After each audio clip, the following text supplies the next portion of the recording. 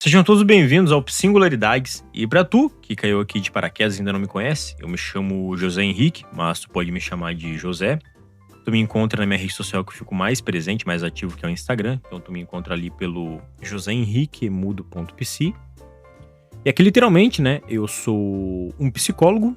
Não literalmente, porque aqui é o único local que eu quero, né, de fato me distanciar da minha posição de psicólogo e me aproximar mais da minha questão enquanto um sujeito singular, que também pensa, sente e se incomoda. Aqui é onde eu gosto, né, e quero muito sempre, né, toda vez que eu vim pra cá, pendurar o meu jaleco, para que eu possa me despir, né, e ser um pouco mais vulnerável perante as coisas que eu tento abordar e trabalhar, né, acerca da minha visão de mundo sobre determinados assuntos, ao mesmo tempo determinados conceitos. Então, eu quero que tu venha comigo aí pra gente poder tentar entender algumas coisas que eu trouxe hoje pra gente poder discorrer, ok? Eu fiquei pensando em vários temas ao longo da semana e literalmente escrevi muitos deles, porém eu divaguei também, né? O que acontece que é comum pra mim, então isso é um pouco normal.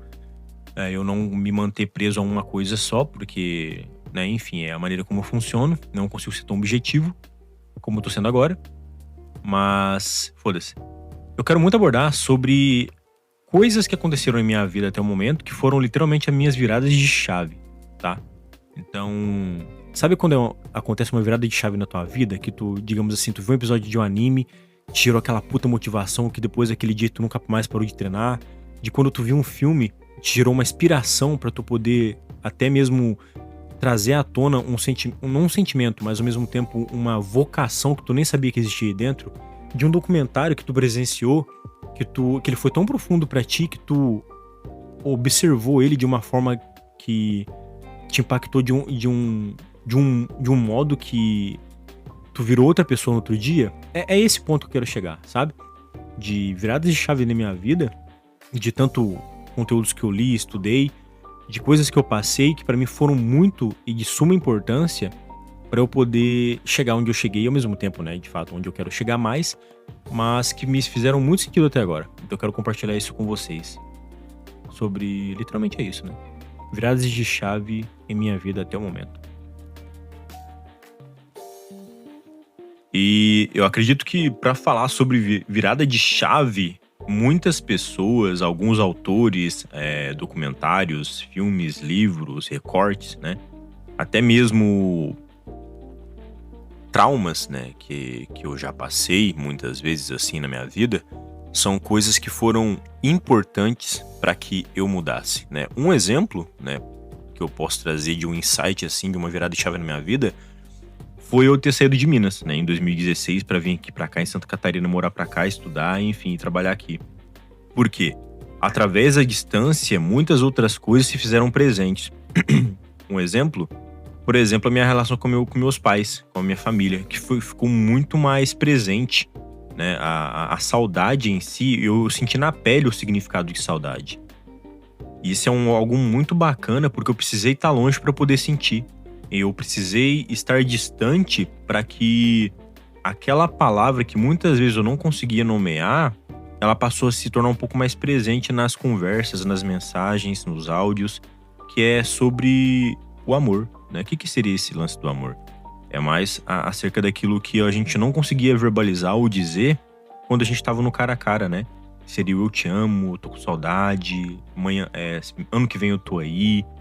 Então, esse lance da espera para que aquilo se torne presente, isso é muito bacana, é muito legal, né? Então, essa distância de quando eu me mudei aqui pra Santa Catarina foi uma das coisas que eu percebi que pra mim foi muito importante pro meu crescimento, né? E não só eu enquanto sujeito, mas ao mesmo tempo que eu percebi que quando eu vim pra cá, pô, eu tive que me tornar um camaleão, velho. É porque pra quem nunca mudou de estado, mano, é uma coisa assim muito bizarra, velho, muito bizarra. Eu tenho muitos colegas, tipo, 90% dos meus colegas aqui do sul são de outros estados, né? E a gente trabalhou muito tempo junto na empresa também, porque eu trabalhei 8 anos lá no frigorífico. E, velho, quando a gente conversava assim, trocava ideia, pô, muitas coisas batiam e só a gente de fato entendia esse sentimento. Porque não há pior coisa do que tu sair da tua casa assim, com a mala de mão e tu não saber o que vai ser no próximo dia que tu chegar no local de destino, né? É literalmente um tiro no escuro. Mesmo pra aqueles que vêm com um objetivo assim. E a gente, pra nós, né, que saímos de nosso estado, é muito mais complicado no sentido de se desdobrar, sabe? Pra trabalhar, de empenho, dedicação. Porque a gente lutou tanto pra sair daquele lugar que a gente não quer voltar tão cedo. E quando eu digo, né, que a gente não quer voltar tão cedo pra esse lugar, é uma frase de autoria minha que eu sempre uso pra poder me lembrar, me recordar de onde eu saí, né, do porquê eu saí de lá, né, o que não me fazia mais sentido, de outras coisas que eu queria agregar em minha vida, que eu queria também melhorar enquanto sujeito, enquanto pessoa. A minha frase literalmente é essa assim, ó: eu não me permito retornar pra aquele lugar que eu lutei tanto pra sair. De novo, ó: eu não me permito retornar pra aquele lugar que eu lutei tanto pra sair. E é um lugar assim que pra quem já passou por muita merda, cara, é um inferno, velho. É literalmente assim, um inferno que tu olha assim pros lados e tu não vê solução. É um local em que muitas vezes tu se vê sozinho. É um local que tu se vê numa competição que não é nem com quem tá do teu lado, é contigo mesmo, sabe?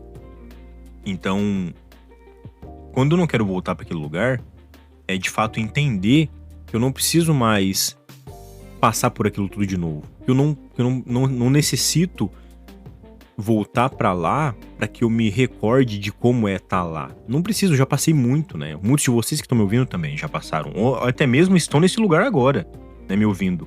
Em um lugar com pessoas que não te agregam, com pessoas que não te motivem, com pessoas que não te orientem, não te auxiliem, não te deem suporte, não sejam o teu chão. E eu não tô dizendo num sentido de dependência, mas a gente, quanto sujeito, não se cria sozinho. A gente, quanto sujeito, se cria com o outro, do lado. Como se fosse num campo de futebol, jogando futebol, ombro a ombro, em marcação.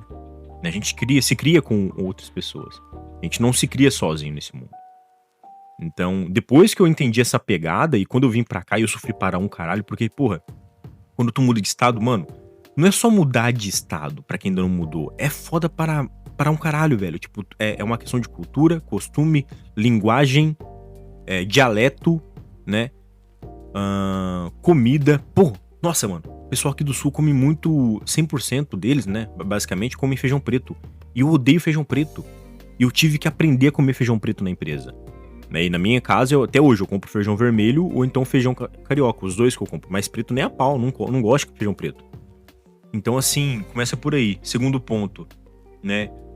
O pessoal tem uma cultura muito com relação a maneira em como eles falam. É um pouco, né, tipo, muito grossa, um pouco meio rígida às vezes. O pessoal, tipo, que eles têm muito uma cultura alemã, né? Também por conta da influência que eles têm, né, da Alemanha. Então, assim, já abriu o zoião assim. Então, porra, é tudo muito diferente, cara. Muito diferente, muito diferente. A maneira do pessoal aqui no trabalho com relação a Minas também é muito diferente. Cara, então é toda uma questão de cultura, assim, que muda. E por isso que eu disse no começo que eu me senti um camaleão. Porque eu tenho que ser, né? E se eu não me adapto, eu teria voltado pra Minas, né? Ou então não teria parado em lugar nenhum. E tanto é que eu fiquei na mesma empresa que eu vim pra cá, em 2016, por 8 anos. Só saí de lá pra poder trabalhar de forma independente, como psicólogo clínico em casa, né? Em home office. Então eu percebi, eu acredito, né, minimamente, que eu devo ter aí me adaptado bem, né? Então a lei do mais forte nunca é de quem é mais inteligente ou mais forte, né? É de quem se adapta. Então eu acredito que eu fiz esse meu papel muito bem feito. E sobre essa viradinha de chave, pra mim foi muito importante, porque eu dancei como a música toca, né? Então eu aprendi bastante aqui. E uma segunda viradinha de chave que eu tive foi quando eu tava na mesma empresa e eu vi várias pessoas que trabalhavam ali há muito tempo, com 10, 12, 11 anos de carteira de trabalho, e muitas delas, sendo meus colegas, sendo auxiliares de produção. E eu pensava, caralho, mano, mas porra, o cara tem 10 anos aqui, trabalha como auxiliar de produção ainda. E eu sempre trocava ideia, né? Eu sempre fui muito entrão, assim, sempre fui muito cara de pau, né? Eu acho que ser cara de pau é uma qualidade que é pra poucos, mas ao mesmo tempo quem é muito cara de pau, quem é muito expressivo, que é muito expansivo, assim, né, chega muito longe. Literalmente me define aquela coisa assim de quem tem boca vai a Roma, sabe? Eu sou literalmente esse cara. Eu me recordo como se fosse ontem, que esses colegas que já trabalharam, que muitos deles ainda estão lá, E eu perguntei, não, mas por que tu ainda tá como auxiliar de produção? Ah, porque eu quis, eu não queria responsabilidade, etc e tal. Já tive a oportunidade de ser líder e tal. E aquilo me deu puta insight, mano, porque, tipo, eu sempre tive um espírito de liderança. Sempre, assim, desde quando eu me entendo pro moleque. Eu já tive grupo de dança, eu já participava muito de debates também em escola, na faculdade também. Eu só gostava muito de fazer trabalhos comigo na faculdade, né, por eu ser muito proativo, muito mais. Eu sempre fui um cara que me posicionei muito também, né, sempre fui um cara que bateu muito de frente. E daí, mano, eu falei, porra, eu juro por Deus, tá? Nossa, por tudo assim. Nesse mesmo dia me veio uma luzinha e falei, cara, não sei quanto tempo eu vou ficar aqui, mas eu não vou ficar o resto da minha vida trabalhando como auxiliar de produção. Nem a pau, velho, nem a pau. E nisso, né, eu peguei e comecei a me desenvolver dentro da empresa, comecei a me destacar, comecei a fazer muito mais que as outras pessoas. E vocês podem perceber, mano, eu odeio gente que puxa saco, eu não gosto de puxar saco. E comumente pessoas que se desdobram, que querem muito mais, elas fazem mais. E essas pessoas são muito mais vistas e ao mesmo tempo mal vistas, né? Presta atenção nisso. Pessoas que fazem mais são muito mais vistas e ao mesmo tempo mal vistas. Mal vistas por quem? Por pessoas que muitas vezes não compreendem e entendem o teu objetivo e elas vão acabar dizendo um monte de merda de ti. Vão falar que tu vai puxar saco, que tu quer cargo, que tu vai puxar o tapete de alguém e de fato a primeira questão não é verdade, porque eu odeio puxar saco, mas de fato eu queria algo sim. E nunca precisei puxar tapete de ninguém. Porque eu acredito que. Eu sei que o mundo é mundo, enfim, tem gente babaca também, enfim, mas né, eu fazia a minha parte. E, mano, em menos de 6, 7 meses, eu tava operando o transpaleteiro, que é uma máquina, né, lá da empresa lá e tal, que a gente pega pallets e etc. Em 1 ano e meio eu já tava como operador de empilhadeira.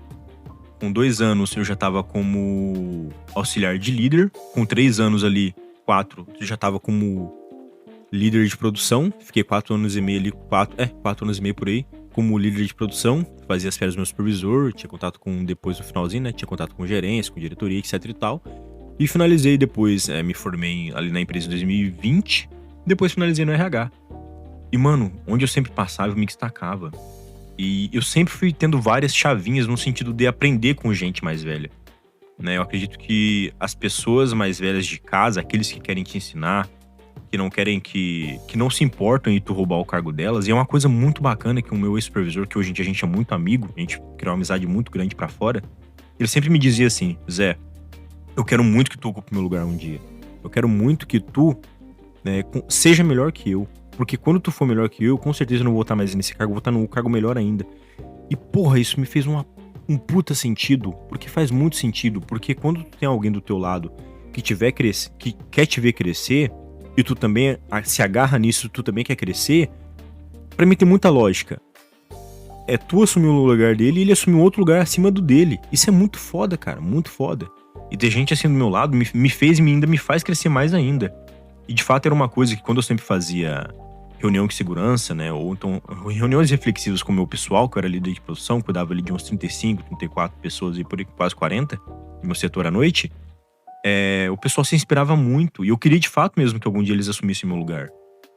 E pra mim faz muito sentido. Lá dentro, eu consegui ajudar muita gente a ter cargo. Consegui ajudar muita gente a se desenvolver, né?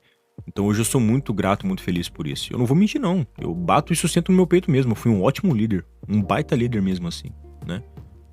E eu acredito que um dos objetivos mais fodas da liderança, assim, além de fato, né, toda a questão técnica também, de aprendizagem, enfim, né, competência e capacidade e qualidade, é o fato de tu inspirar pessoas. Eu acho que um líder que inspira pessoas a elas serem muito mais do que elas são, elas se autodesenvolverem muito mais também, buscarem mais respostas além daquilo que permeia o redor dela, cara, isso é muito foda. E eu tenho total certeza absoluta que eu fiz isso muito bem. E ao mesmo tempo, ó, pra você ver que legal, né? Eu falando disso aqui agora, eu percebo o quanto que eu também acabo sendo um líder, né, indireto, até mesmo direto, né, nas minhas redes sociais com outras pessoas, que acabo também inspirando outras pessoas a saírem da zona de conforto, a buscarem mais, a quererem mais. E quando eu digo mais, não tá literalmente só relacionado a uma questão capital, né, mas sim enquanto sujeito, enquanto pessoa, enquanto singular, enquanto autodesenvolvimento. Então, pra mim isso faz muito sentido, né, faz muito sentido isso. Eu acredito que é algo que eu quero continuar, né, fazendo, porque isso me faz um bem danado, assim. Um bem danado. Uma outra virada de chave na minha vida foi quando eu li o livro Por que Fazemos o que Fazemos, do Mário Sérgio Cortella. eu sou, nossa, apaixonado por esse escritor, ele também é filósofo, né, aqui do Brasil. Ele é muito bem conhecido também, e eu até indico esse livro já pra você que tá me ouvindo aí que nunca leu, Porque Fazemos o que Fazemos, Mário Sérgio Cortella. E tem outro também que eu adoro bastante, que é Qual é a Tua Obra, que foi magnífico também, que eu li no tempo de faculdade. E, mano, essa pergunta me quebra de diversas maneiras, né? E eu sempre indico ele nos meus stories, sempre indico ele quando eu posto no meu Instagram também. O pessoal também já leu, alguns, né, estão lendo também. Por quê? Basicamente é uma pergunta que te quebra de diversas maneiras. Por que tu faz o que tu faz? Ele já começa dessa maneira, assim, no livro dele. E se tu faz, ele aborda muito dessa maneira, né? Tipo, por que tu faz o que tu faz? Tu faz por conta de um terceiro? Tu faz porque tu faz pensando em ti? Ou tu faz porque te obrigaram a fazer? Então são coisas, cara, que me pegaram muito desprevenido quando eu tava lendo esse livro. E uma das coisas que pra mim fez muito sentido foi porque, como eu li ele durante a graduação, eu pensei assim, cara, por que eu faço psicologia, mano?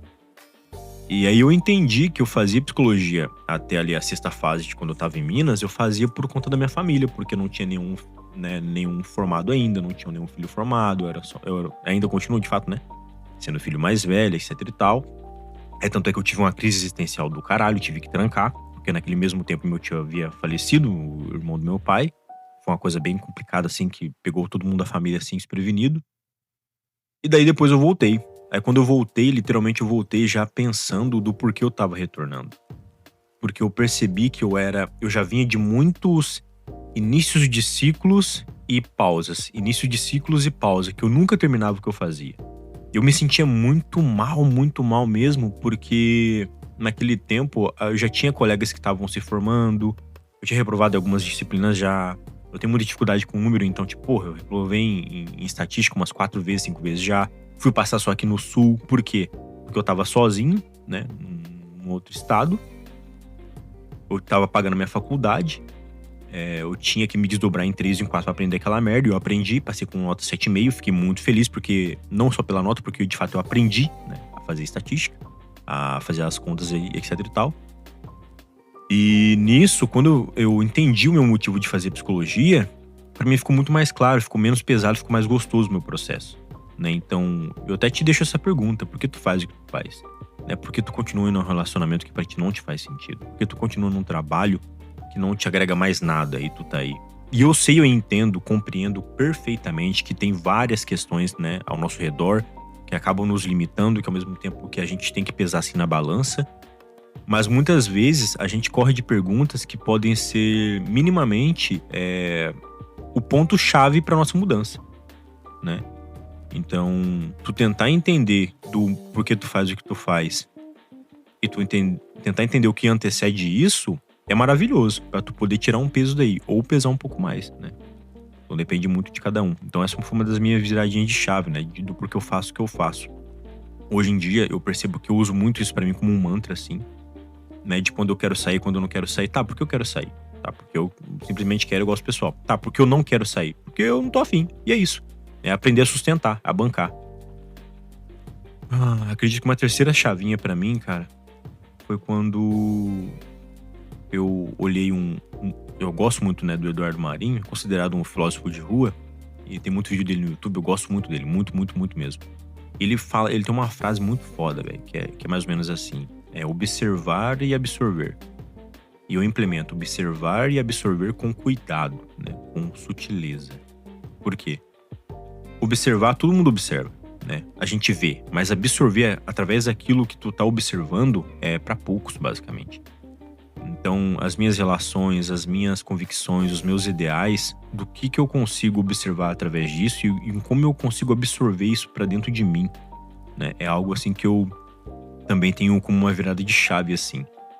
Principalmente com relação a insights, a questões pessoais, assim, das relações que eu passo, de tudo que eu venho vivenciando. Então, absorver aquilo que tu tá vivenciando e passando, mas com cuidado, é muito importante. Porque são nesses momentos que te geram insights, são nesses momentos que vêm as respostas, ou muitas perguntas também.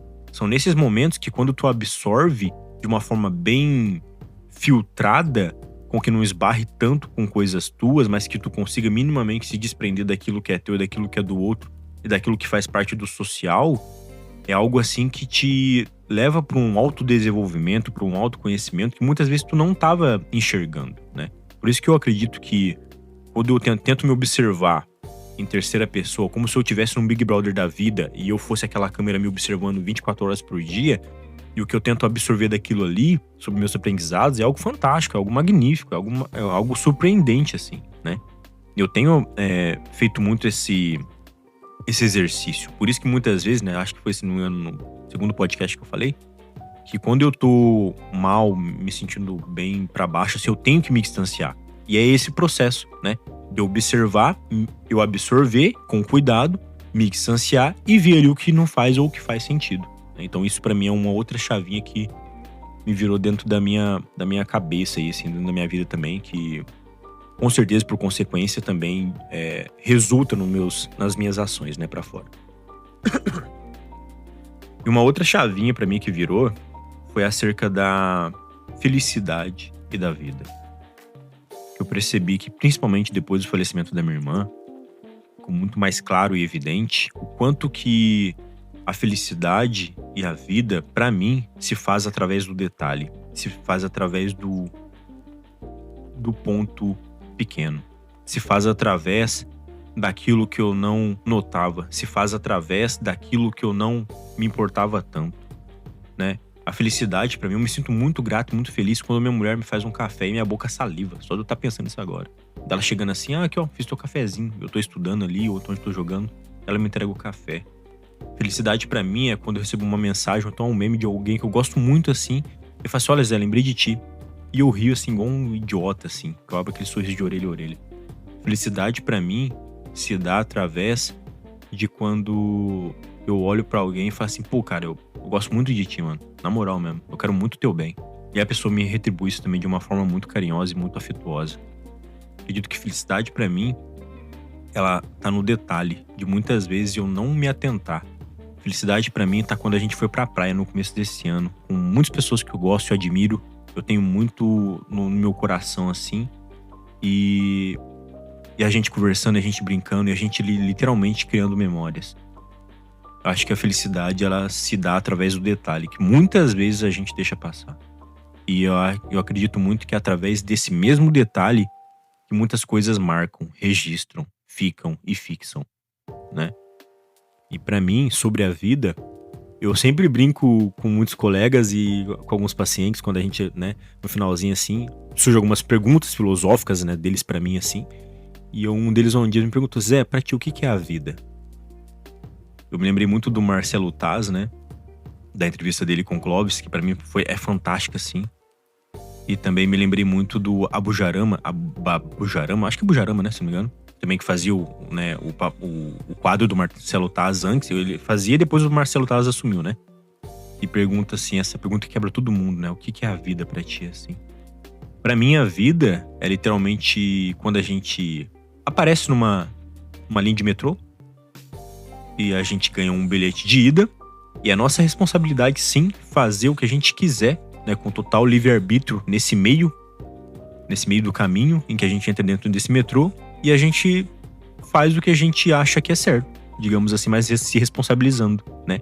Se tu tá dentro do metrô, tu aproveitar pra trocar figurinha com as pessoas, fazer networking, conversar, sentar na janela, trocar informação, trocar WhatsApp, interagir com outras pessoas, conhecer novas pessoas também, se relacionar.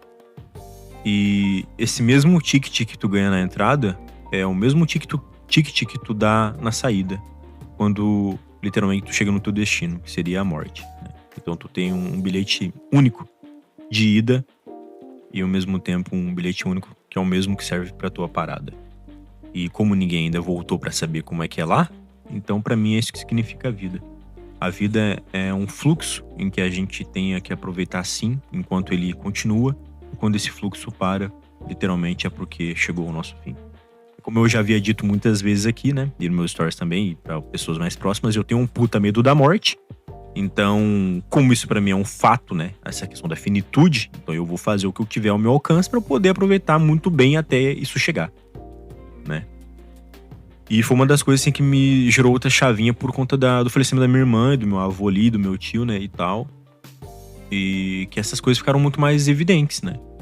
E outras coisas passaram a se sobressair acima disso daí, acima do dinheiro, acima do status, né? Então, pra mim, é algo que faz muito sentido, muito sentido, muito sentido. Acredito que é isso, né, cara? Sei lá, acho que um último ponto aí pra eu poder abordar, que é eu tive uma outra chavinha, virada de chave aí, foi quando com relação à minha saúde. Que a primeira vez que eu pesei 100 quilos, cara, pra quem nunca pesou, não queira pesar 100 quilos, cara, é um inferno, mano. Porra, eu tinha dificuldade pra respirar, eu sentia meus órgãos sendo apertados por dentro. Eu andava numa escada assim, nossa, é muito desgastante, totalmente sedentário. Era a primeira vez que eu pesei 100 quilos. Eu criei vergonha na cara, comecei a treinar. Tive acompanhamento por um tempo ali com um nutricionista, aprendi a comer bem. E hoje em dia aí tô, nossa, muito bem. Tô aí treinando faz uns 2 anos e meio, mas treinando muito firminho mesmo aí faz 1 ano. Tendo mais resultado também. Então, acredito que é isso, né? A gente tem que levar na cara pra gente poder aprender. Às vezes a gente tem que levar na cara pra gente poder aprender, né? E não precisa ser assim, né? Mas enfim, fazer o quê, né? Às vezes é muito melhor tu pegar, assim, muita desgraça de que as pessoas passam e tu aprender com isso antes, né? Mas a gente paga pra ver, acontece, né? Bem, pessoal, é isso, né? Acredito que é isso. Por hoje é isso. Eu tô bem contente. Tem muito mais coisa, mas eu posso falar em outro podcast também. Agradeço muito pra quem ficou até agora. E se tu me ouviu até agora, como a gente fez o lance do feijão no podcast passado, eu quero também que tu me diga, não me diga, né? Que tu me escreva também, né? Assim, eu consegui virar minha chavinha, né? Eu quero que tu me escreva assim, Zé, eu consegui virar minha chavinha. Que eu vou saber que tu escutou até o final, ok? Então é isso então. Obrigadão. Até o próximo episódio. Agradeço muito a cada um que tá aqui. E nos vemos no próximo EP. E tchau.